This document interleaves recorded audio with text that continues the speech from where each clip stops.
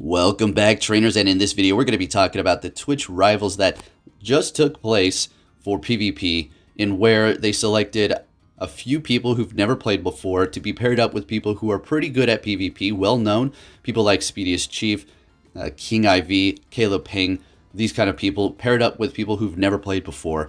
And here are the prizes. And actually, big shout out to Caleb's team because they took first place. It was amazing. We're going to take a look at some of those, as well as somebody who's never played PvP before sweeping with, guess what, Mawile. It's insane, and we're going to take a look at that. As far as giving my critique on this, really quickly, the direction was in the right place. The people who were shoutcasting, look, I'm not going to get too mean here. I'll let other people do that critiquing here. All I'll say is it's kind of hard to kind of coordinate something like this with multiple different people in different locations, okay? So for what it was decent, okay? Sure, there are things I would have loved to see differently, maybe a little bit more focus on the people who are actually doing, who are really into Go Battle League and are performing pretty well. They were tending to focus on people who are the newer trainers, which is perfectly fine. I guess they were trying to draw in new players. That's the whole idea. So here we go. Let's go ahead and see what's going on here. Now, I know you probably want me to go more in depth about that, but there's really not much more to talk about. You had a bunch of people separated, and I guess it was still pretty good for what that was. All right, simple as that.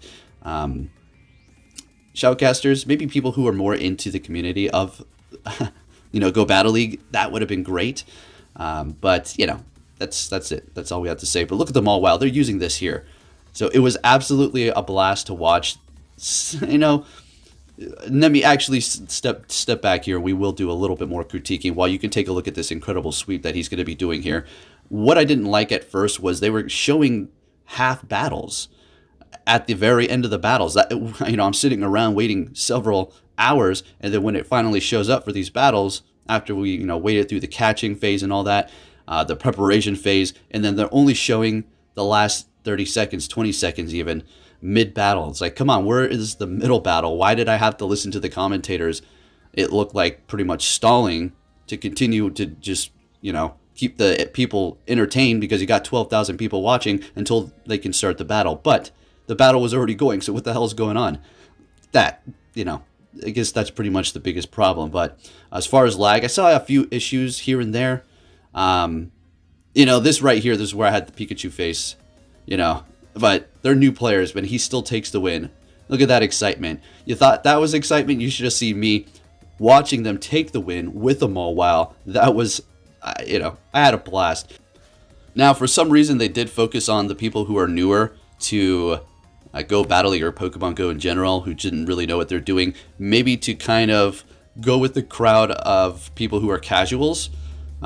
See, like that, play rough there. That's fine. It's okay. The Mawile's still going to sweep. Take a look.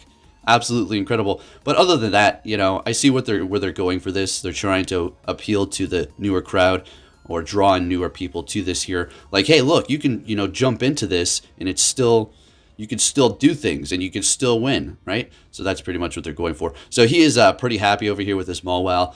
Yeah, let's get it. Mawile gang representing and winning some cash prizes over here. Now let's take a look at the man of the hour over here.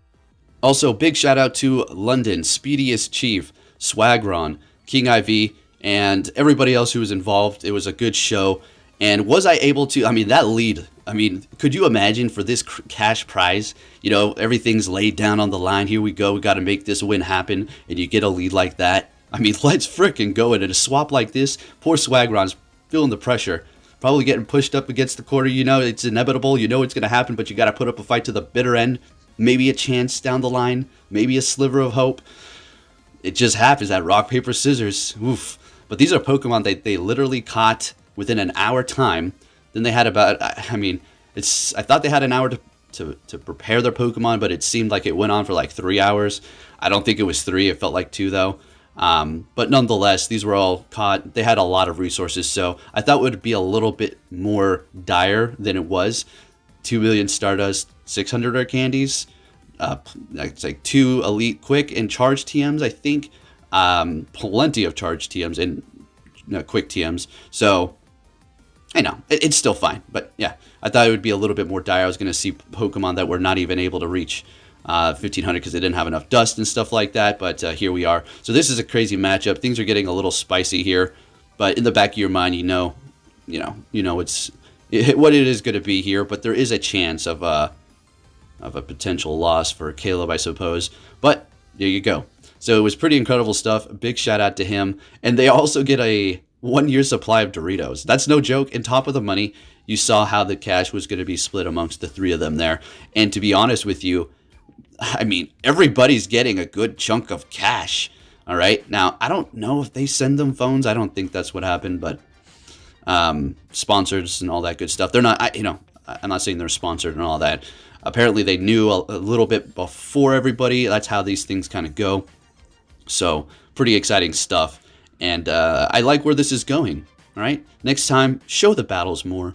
Show the battles more and don't, have the tail end. And maybe show more of the experience people battling. Because when they did do that, I saw the commentators' voices and just expressions light up. They looked a lot more excited. They're like, finally something good is happening here. No offense to the other people. I'm not, saying that, it's boring or anything, but when it comes down to the wire and these plays are just really close, and even if they're not, the announcers are not really into this whole scene, they can still tell what a good battle looked like.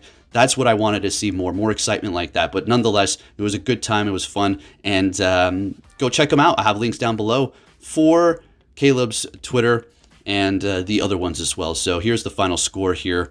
And if you're wondering, Speedy's Chief was on Team Rob. And by the way, Rob was pulling off some crazy plays. Like those cartoons where a character walks across the street, oblivious to what's happening, and it just shows a really busy street, but they just go across walking slow and nothing happens. That's what it felt like. No, I'm not disrespecting. It was crazy, some of those plays, the things that took place. It was just like, you made you jump up like, what? That's crazy. What? I can't believe that just happened. But it was a good time. If you did enjoy this video, give it a thumbs up. Subscribe if you're new. Turn notifications on. I'll catch you all next time. Take care.